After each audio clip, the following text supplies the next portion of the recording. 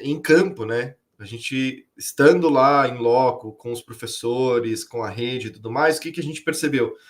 Que faltava muito da metodologia. A grande dificuldade era de estratégias metodológicas. Porque o professor falava, ok, então ele está com uma dificuldade aqui, ou está com uma lacuna de aprendizagem na habilidade tal que vai trabalhar a fração. Aí o que ele fazia? Ele repetia a aula de fração que ele viu quando ele era aluno, quando o professor era aluno. Ao invés de pensar estratégias diferenciadas para trabalhar essa fração.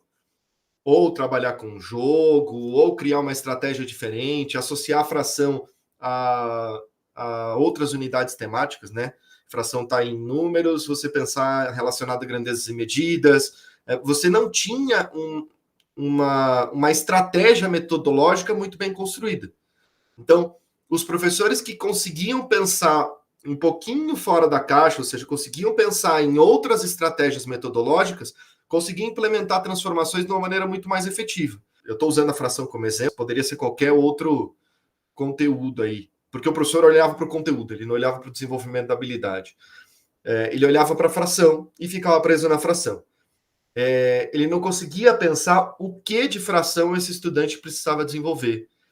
Ele precisava identificar frações no contexto social? Não, ele só falava fração e tem que trabalhar fração. As particularidades de cada rede acabam mostrando que esse olhar um pouco mais de raio-x que a gente fez, pensar a rede, destrinchar tudo que está acontecendo nela, ele precisa acontecer com as 5.500 redes que a gente tem no Brasil, né?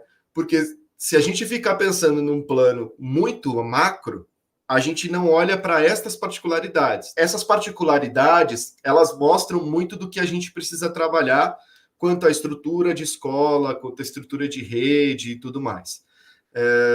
Porém, o que a gente viu nesse âmbito de metodologia, eu acho que muda muito a nossa configuração. Então, independente da rede com a qual a gente trabalha, a necessidade de se discutir recomposição de aprendizagens nesse âmbito metodológico, ou seja, de repensar a metodologia de trabalho em sala de aula, ele é muito evidente. Assim.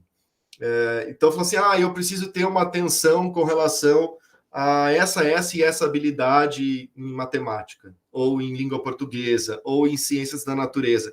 Se eu tiver atenção, mas continuar trabalhando do mesmo jeito que eu faço há 23 anos, que é o tempo que o PISA está aí em vigor, a gente não saiu do lugar.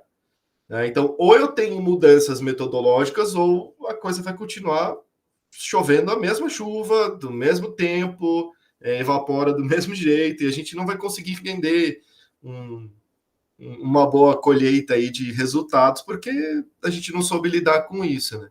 As coisas continuam sendo repetidas. Né? Pensar, por exemplo, o âmbito de flexibilidade desse currículo, como a gente olha para a real necessidade desses estudantes, não mostra para a gente, por exemplo, a necessidade de formação do professor. E pouco se tem discutido sobre a formação do professor hoje. A gente fala muito sobre uma definição de currículo, sobre como que ele pode trabalhar, mas independente se é itinerário formativo ou se é percurso de aprofundamento, o professor que foi formado no curso de graduação nos últimos anos, ele não teve uma formação específica para lidar com esse tipo de coisa.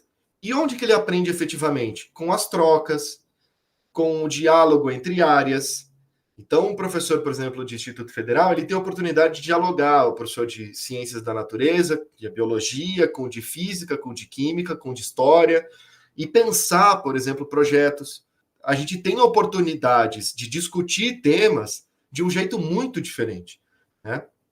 Então, quando a gente olha para as possibilidades, né, de diálogo, eu acho que isso muda muito de figura. As preocupações são muitas por conta da formação do professor. O professor não dá conta de fazer isso. Então, precisamos direcionar esforços para a formação dos professores. E acho que o grande calo no sapato do Brasil para qualquer mudança que for pensada vai ser a formação do docente. Né? A formação docente hoje ela é uma formação deficitária. Eu fiz licenciatura em matemática, o meu caso. A minha formação no âmbito didático, ela é mínima perto do que eu precisaria ter para isso, né? As discussões todas, eu sempre brinco, eu peço desculpas para os meus alunos de ensino médio, os primeiros até hoje, pelas coisas que eu fazia com eles, porque eu não sabia fazer.